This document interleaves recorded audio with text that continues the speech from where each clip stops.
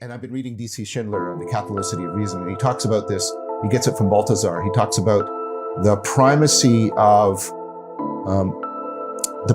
beauty, the centrality of goodness, and the ultimacy of truth. That they are superlative, but in different ways. So what he means by that is there's a primacy to beauty, and this is a classic Platonic argument. If you don't have beauty, all the other normativities are not available to you. Right.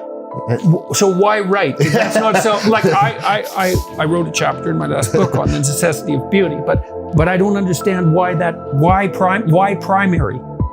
If the hermeneutics of suspicion is right that appearances distract us, deceive us, distort. Right. There has to be something under that. Right, and beauty is when appearances disclose reality. Right.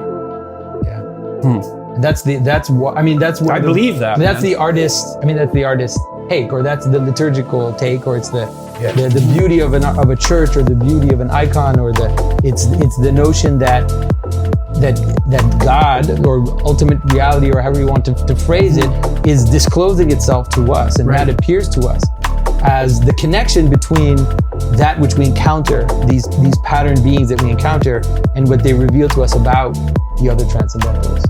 If you read ancient texts, if you read Plotinus, one of the features they'll say about beauty is it's striking and disturbing and disrupting, right? I want to come back to that about the transformative aspect of truth, but right, the transformative theory of truth.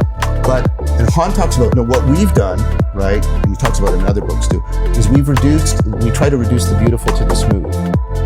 Because what that does is it gives you, and I'll use this word deliberately, the veneer of beauty, but while protecting you from the hermeneutics of suspicion. Smart. Yeah. Right? You see that?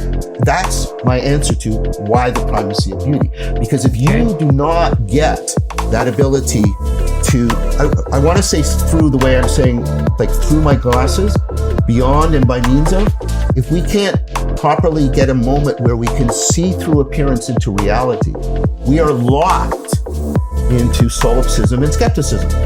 You need a primary, and if you do it rather than it is called to you, then you are trapped, right? You need something that calls you from beyond appearances so that you can properly align appearances to reality and you realize.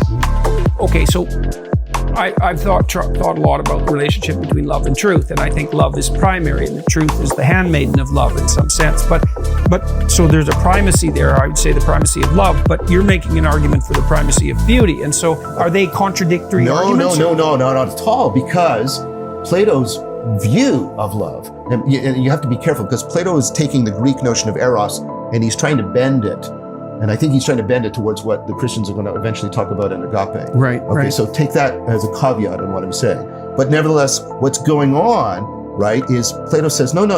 What love is that you are called to beauty.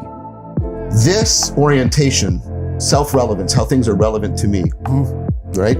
That sort of fundamental egocentrism, a fundamental way in which you're prioritizing your perception on the world. Right? You can't reason your way out of that. Spinoza, the most logical of the philosophers, says, no, the only thing that will invert the arrow of relevance is love.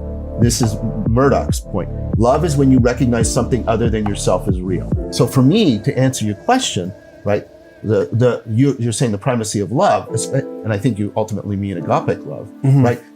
That and beauty, if you're incapable of turning the arrow of relevance and saying, I want that to exist, rather than I want that to exist for me, right?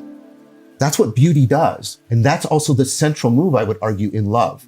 I love following the logos. That's I aspire to be like Socrates. Spoken like a true Christian. Well, but spoken like a true follower of Socrates too, right?